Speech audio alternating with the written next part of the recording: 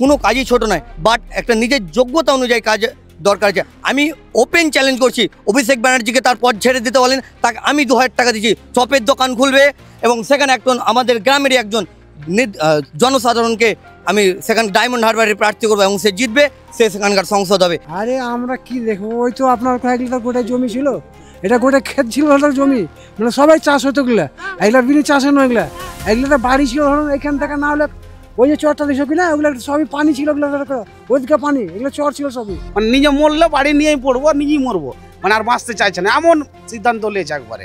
আর মামা তার জন্য খারাপ, এখন জমিপুরে বহরমপুরে ভর্তি আছে মামা। প্রশাসন থেকে বস্তা ফেলার কথা বলেছিলেন না, দেয়নি।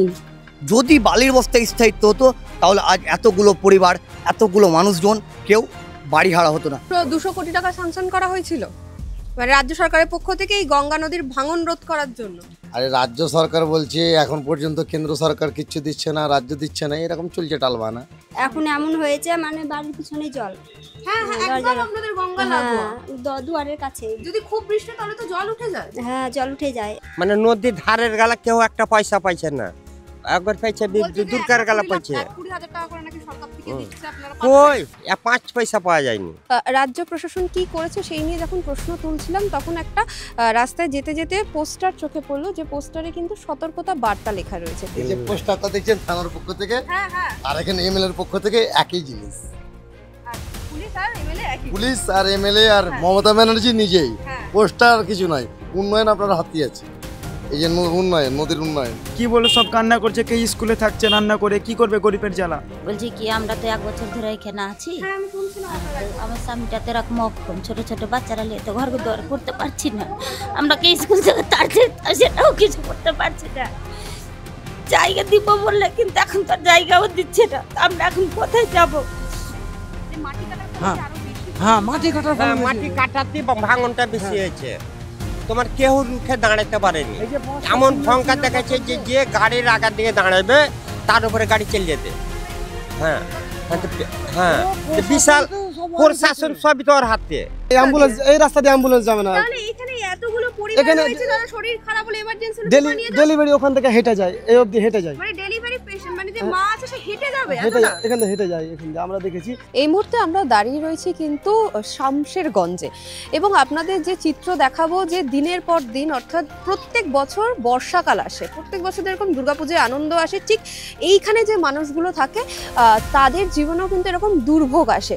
নদী ভাঙন, গঙ্গা পাড়ে নদীর যে ভাঙন সেটা কিন্তু দিনের পর দিন বেড়েই চলেছে, অর্থাৎ জনবসতি যে এলাকাটায় আছে তাদের কিন্তু বরাবরই প্রত্যেক বছর বর্ষাকালে দুর্যোগের সম্মুখীন হতে হয়। আমার ক্যামেরা পার্সনকে আমি বলবো যে একটু ক্যামেরাটা প্যান করিয়ে দেখানোর জন্য যে এই যে নদী ভাঙন, এখানে কিন্তু দেখুন আপনারা বস্তা ফেলা হয়েছে, তার মধ্যে বালি আছে, মাটি আছে, সেইটা দিয়ে কিন্তু গঙ্গা ভাঙন কিছুটা আটকানো গেছে, কিন্তু পুরোটা কি আটকানো গেছে? কি বলছে সাধারণ মানুষ, কি বলছে এলাকার মানুষ? রাজ্য সরকার বা কেন্দ্র সরকারের যতটা কাজ করার কথা ছিল ঠিক কি ততটা কাজ হয়েছে? বছরের পর বছর তারা কেমন আছে এই জায়গাতে, আমরা কথা বলে নেওয়ার চেষ্টা করব। যদি বালির বস্তা স্থায়ী সমস্যা হতো তাহলে সেই দীঘাকে পাথর দিয়ে বাঁধতো না। যদি বালির বস্তা স্থায়িত্ব হতো তাহলে এতটা নদী কেটে আসতো না। যদি বালির বস্তা স্থায়িত্ব হতো তাহলে আজ এতগুলো পরিবার, এতগুলো মানুষজন কেউ বাড়ি হারা হতো না। মানে ঝুলছে রীতিমতো বাড়িটা। হ্যাঁ, বাড়িটা রীতিমতো ঝুলছে, তো কি করবে, কোনো যাতে জায়গা নাই, তার জন্য কি করবে, মনে দুঃখ নিয়ে কি করবে, পড়তে হয়তো মরবো, তো নিজেকে মরে যাব। আর আমার মামাটা অসুস্থ, এই যে বিছানায় পড়া আছে, বাড়ির টেনশনে কিচ্ছু না, একবারে অসুস্থ হয়ে গেছে, হার্ট ব্লক হয়ে গেছে টেনশনে। নিজেদের বাড়ি, আর বাইরে অন্য জায়গায় জায়গা নাই যে তিরপাল নিয়ে বাস করবে, তো কি করে মনে রাখতে ওই ভাঙা বাড়ি দিয়ে আছে, ঝুলে পড়ে যাচ্ছে, মানে নিজে মরলে বাড়ি নিয়েই পড়বো, নিজেই মরবো, মানে আর বাঁচতে চাইছে না এমন সিদ্ধান্ত নিয়েছে একবারে। আর মামা তার জন্য খারাপ, এখন জমিপুরে বহরমপুরে ভর্তি আছে মামা, খুব সিরিয়াস কেস আছে একেবারে, হার্ট ব্লক হয়ে গেছে বাড়ির জন্য, একমাত্র খালি বাড়ির জন্য করে। আর সরকার তো কোনো ব্যবস্থা নেই না, বাড়ি 1,20,000 দিব কই দিচ্ছে না, তো কিছুই দিচ্ছে না। জায়গাও নেই যে জায়গা গেলা কোনো জায়গায় 1 কাঠা দিবে, দেওয়ার পরে বেকার আপনার 1 কাঠা জায়গা দেওয়ার পরে বা ওখানে তিরপাল দিয়ে থাকবে বা ওটা কোনো ব্যবস্থাই নেই, কোনো খবরই পাওয়া যাচ্ছে না। এই যে দেখেন আপনারা করে ঝুলে আছে, আমি বাড়িটা একটু দেখানোর চেষ্টা করব। সেটা হচ্ছে যে বাড়িটা ঝুলে রয়েছে একেবারে কোথাও গিয়ে, এই যে একদম এই কোণাটায় একদম ভাঙনের একদম পড়ে গেছে ওদিকে আর একটা খোপ ছিল ওটা পড়ে গেছে এখান থেকে তো দেখাইছে দুটা খোপ ছিল, দুটা পড়ে ওখান থেকে পড়ে গেছে। আর আপনার যে বস্তাগুলো সাদা বস্তা দিয়ে আগে ঢাকার কথা ছিল, দিয়ে তারপরে কালো বস্তা লিচ্ছাকা কালো দিয়ে দেয়, দেখেন দিয়ে একটা করে বস্তা ফেলে রেখে সব পয়সা করে মানে খেয়ে নিয়ে কারা খাচ্ছে? যারা বেড়েছে সঙ্গে তারাই খাচ্ছে। সেন্টার পান্ডার যা সব কাজ করছে না। এই যে দেখেন এই অবস্থাতে যে ভুল ছেড়ে গেছে জায়গাটা, এখানে তো বস্তার প্রয়োজন। আমি একটু নিচে ছবিটা দেখাতে বলবো, সেটা যে বস্তা কিন্তু একেবারে জলে ভাসছে। বস্তা তো আজকে ছিলই না, আজকে বস্তা নেই। অনেকটা জায়গা ছিল হার ওখান থেকে, তো ঢাল করতে দিন ওকে ঢাল করুক, তো হার বাড়িটা যদি বাঁচে ঢাল।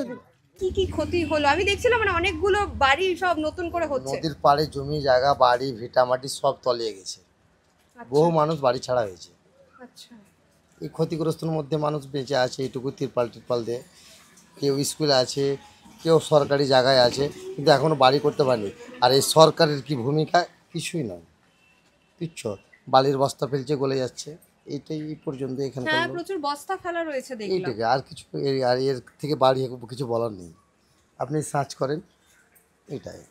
সাধারণ মানুষের সাথে আমি কথা বলছিলাম, দেখছিলাম যে তারা বলছে যে আমি আবার মানে বাথরুম যাওয়ার মতো বাথরুমটুকু নেই, মানে সেটা পর্যন্ত ভিটামাটি হারিয়ে গেছে। তো এটা সরকারের উপরে আছে। আচ্ছা, তো এই রাস্তা দিয়ে নাকি অ্যাম্বুলেন্সও যেতে পারে না? না, ভাঙন হয়েছে, আপনি তো দেখলেন, আপনি তো নিজেই দেখলেন। তাহলে তো মানে সরকার থেকে কখনো কোনো রকম কিছু বলছে? কোনো সাহায্য নাই, দিচ্ছে নেতা নেতৃত্বের ব্যাপার, কি করছে না করছে। কিন্তু এখন পর্যন্ত কোনো এলাকার মানুষ উন্নয়ন কি বলছে সেটা তো আপনি নিজের চোখে দেখুন। প্রত্যেকটা বর্ষাকালই আপনাদের এরকম অবস্থা হয়। এখন ভাঙন কি হচ্ছে, ভাঙন হচ্ছে উপরওয়ালার ওপর, ভাঙন টিকবে কি না এই পর্যন্তই। আর চাষের জমিও তো তলিয়ে গেছে। এবার ধরুন যারা চাষ করছিল তারা এখন কি করছে? মানে ওইটুকুই যেটুকু নাই দাঁড়িয়ে আছে, বাচ্চারা খাটছে, ছেলে মেয়ে খাটছে, ওরকমভাবে দিন কাটাচ্ছে। যে রাজ্য সরকার এবং কেন্দ্র সরকার উভয় সরকারকে দোষারোপ করছে, এবং আমাদের মমতা ব্যানার্জি সিএম এবং প্রাইম মিনিস্টার সেচ দপ্তর এত টাকা ইনভেস্ট করেছে, প্রায় 1000 কোটি টাকা, যদি হিসাব করতে যায় প্রায় 900+ কোটি টাকা আমাদেরকে দেওয়া হয়েছে। যদি 900 কোটি টাকা থেকে সেই ধুলিয়ান থেকে ঠিকভাবে বাঁধা হতো, যদি পুরোটাই না বাঁধা হতো, প্রায় 10 কিলোমিটার পাথর দিয়ে খুব সুন্দর করে বাঁধা হতো। সেই টাকাগুলো কোথায় গেছে? রাজ্য সরকার বা কেন্দ্র সরকার কৈফিয়ত দিতে পারবে না, কারণ সেগুলো তাদের দলের নেতাদের পকেটে গিয়েছে। দ্বিতীয় কথা, এমনকি হয়তো সেই বড় ওপর মহলও সেই টাকাগুলো খেয়েছে। আমি হয়তো জানি না, কিন্তু টাকা খেয়েছে। কারণ এগুলো আপনি কেউ বলতে পারবে এটা 900 কোটি টাকার কাজ, কেউ বলতে পারবে একবার 100 কোটি টাকা। কেন্দ্র সরকার প্রথমে দিল 56 কোটি টাকা, তারপর দিল 50 কোটি টাকা, তারপর আরও বিভিন্ন ইস্যু থেকে বিভিন্ন সংস্থার টাকা। সে টাকাগুলো কোথায় গেল? আমাদের স্থানীয় বিধায়ক বা আমাদের স্থানীয় যে মন্ত্রীগুলো আছে তারাও জবাব দিতে পারবে যে টাকাগুলো কোথায় গেল? পারবে না, কারণ টাকাগুলো তাদের পকেটে গিয়েছে। পকেটে না গেলে তাহলে রাজ্য সরকার মিথ্যা কথা বলেছে, রাজ্য সরকার দেয়নি, তাহলে টাকা হয় রাজ্য সরকার মিথ্যা বলছে, না তো স্থানীয় নেতাগুলো টাকা মেরে খেয়েছে, এটাই শেষ কথা। তাছাড়া কি হয়েছে কাজ কেউ বলতে পারবে? আমরা ছোটোতে যখন 2020-তে আমি মাধ্যমিক দিয়েছি, যখন আমি ক্রিকেট খেলতে যেতাম, এই ঘাট থেকে নেমে প্রায় 1 কিলোমিটার হেঁটতাম। অনেক চাষ হতো, পাট চাষ বা আরও সবজি চাষ, কলাইয়ের চাষ, সেগুলো চাষ হয়েছে। তারপর অনেক দূর খেলতে গিয়ে ফুটবল খেলেছে, তারপর আমরা খেলেছি ক্রিকেট খেলেছি মানে ফুল বাউন্ডারি। আমাদের এখানে দুটো খেলা হয়, একটা শর্ট বাউন্ডারি, একটা 4 মারা, একটা ছক্কা মারা। তো আমরা ছক্কা মারামারি খেলতাম, ছক্কা মেরেও নদীতে বল পাঠাতে পারতাম না। তার মানে বুঝতে পারছেন কত দূরেই না নদীটা ছিল। কিন্তু কী হয়েছে, আজ নদী আমাদের বাড়ির দুয়ারে। তারপর আমাদের এখানে মমতা ব্যানার্জি ধুলিয়ান এসে কী বললো, দিদি আমাদের বললো তোমরা কেন নদীর ধারে বাড়ি করলো? আমার প্রশ্ন, আপনি একটা পরিবারকে এসে বলতে পারবেন যে আমরা নদীর ধারে এসে বাড়ি করেছে? নদী আমাদের কাছে এসেছে, আমরা নদীর ধারে আসিনি। দ্বিতীয় কথা, যে বাঙালিরা আজ বাইরে হেনস্থা হচ্ছে। মুর্শিদাবাদের বেশিরভাগ মানুষই পরিযায়ী শ্রমিক। এখানে যতজন দেখতে পাচ্ছেন, ক্যামেরাটা ঘুরাবেন দয়া করে, আমি বলছি সবাই পরিযায়ী শ্রমিক। বলুন তো, কেউ ভয়ে যেতে পারছে না উড়িষ্যা, বিহার, উত্তরপ্রদেশের মতো জায়গাতে কাজ করতে। আর কাজ করতে যাবেই বা কেন বাইরের রাজ্যে? আমাদের রাজ্যে সরকার কর্মসংস্থান দিতে পারবে না? যদি সেই 2007 বা 2007 নন্দীগ্রামে কেমিক্যাল ফ্যাক্টরি অথবা 2006 সিঙ্গুর ফ্যাক্টরি হতো, তাহলে আমাদের অনুসারী শিল্পের সাথে সাথে সেই ফ্যাক্টরিতে হাজার হাজার কর্মী কাজ করতো। কী হলো?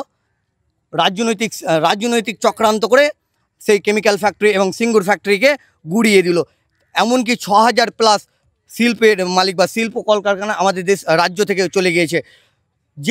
যে কলকারখানাটা সিঙ্গুরে হওয়ার কথা ছিল সেটা এখন গুজরাটে হয়েছে।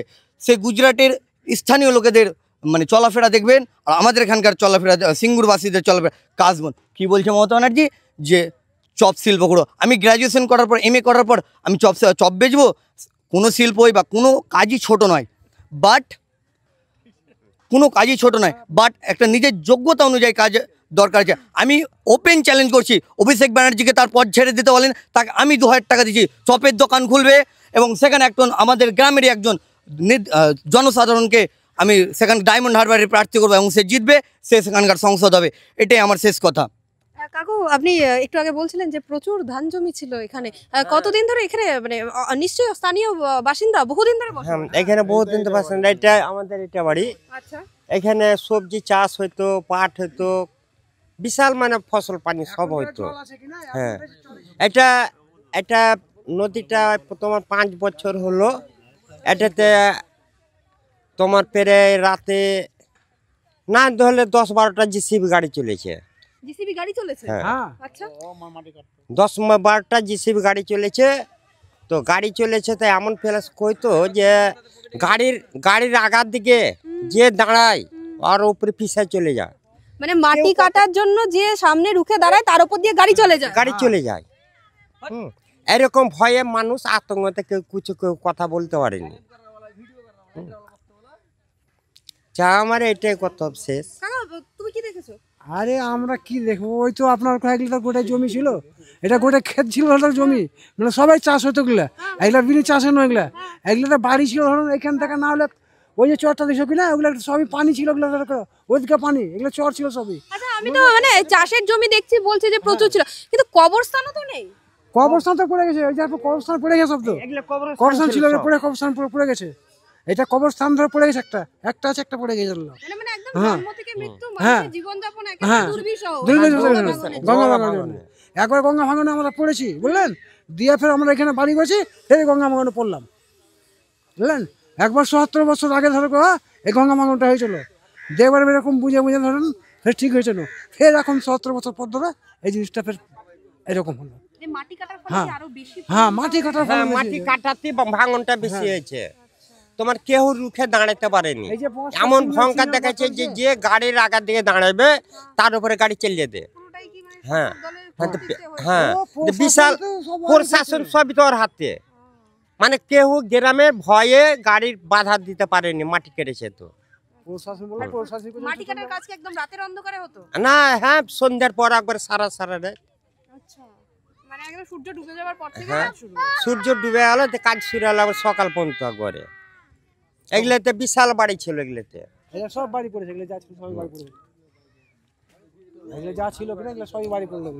আপনার বাড়িগুলো কোনো কিছু ছিল না, সব এগুলো বস্তিক ছিল, সব পড়ে গত বছর থেকে আপনার এই 2 বছর থেকে বাড়ি পড়ছে কিনা, একবার জল হ্যাঁ সব নিয়ে বসছে বাড়ি ঘর নিয়ে, একবার নিয়ে বসেই সেসব বাড়ি ঘর, ছাদের বাড়ি নিয়ে বসে, তো কোনো বেপাত্তা পাওয়া যায় না, কোনো কিছু ছাদের বাড়ি সবুজই নেই।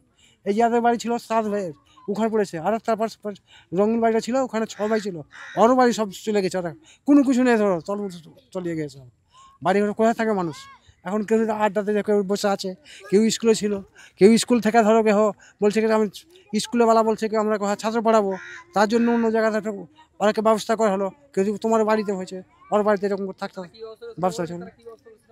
হ্যাঁ, এদের আমাকে কি ব্যবস্থা করছেন করেন। এটা আমাদের তো নদী ধারি সব এগুলো বাড়ি, এগুলো এটা আমাদের বাড়ি, এগুলো কাকা ভাতিজা সব বাড়ি। এগুলো আপনারা কিছু যা পারছেন ব্যবস্থা করেন, মানে নদীর ধারের গালা কেউ একটা পয়সা পাইছে না, একবার পাইছে দুর্গার গালা পাইছে, 20,000 টাকা করে নাকি সরকার থেকে দিচ্ছে, আপনারা কই 5 পয়সা পাওয়া যায়নি। আচ্ছা, তাহলে নদীর ধারে যে আমার বাড়ি আছে, হ্যাঁ কয়েকটা লোককে দিয়েছে, মানে আমরা এইগুলো নদীর ধারে বাড়ি এখানে পর্যন্ত 5 পয়সা পাওয়া যায়নি। এখন এগুলো বাড়ি সব ধরেন যে আমাদের এক চাপের উপর বাড়ি গেল আছে, মানে কয়েকটা ঘরকে দিয়েছে, দিয়ে মানে চুপচাপ থেকে গেছে। আমাদের এগুলোতে 5 পয়সা দেয়নি।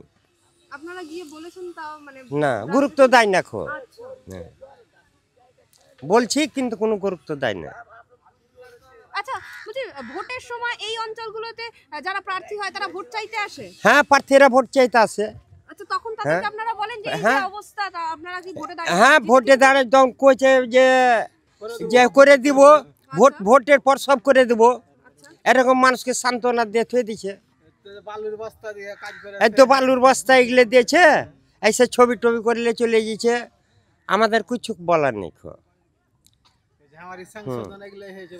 হ্যাঁ, স্যাংশন এরকম হয়েছে, এরকম অবস্থার কাজ হয়েছে। সংশোধন বস্তার কাজে হয়েছে, বস্তাতে বেঁধে দিয়ে গিয়ে এখন কাজে কোনো রকম হইতে গেলে নিরাপত্তা তোর ফের রিপেয়ার করে দেবো, আর যার বাড়ি পড়ছে সে লক করে থাকছে। বহু বাড়ি আমি দেখছিলাম এখানে বেশ কয়েকটা বাড়ি তালা চাবি রয়েছে, মানে মানুষ ভয় কি ছেড়ে চলে যাচ্ছে? সরজমিন ছিল, নদী ছিল, ওই জঙ্গলটা দেখতে পাচ্ছেন কিনা, জঙ্গলের পাঁজরে নদী ছিল, ওখান থেকে কাটতে কাটতে চলে আসছে।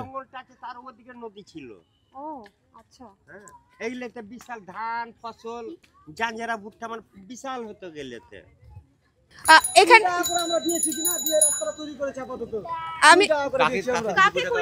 আমরা একটা গ্রামের সব ছেলে পিলে সংগঠন মিলিয়ে আমরা 20 টাকা করে দিয়ে এই রাস্তাটা এখন আপাতত এইটি ফেলেছি, ঘুষটিস ফেলেছি, তো আমরা তৈরি করেছি। মানে রাজ্য সরকার বা কেন্দ্র সরকারের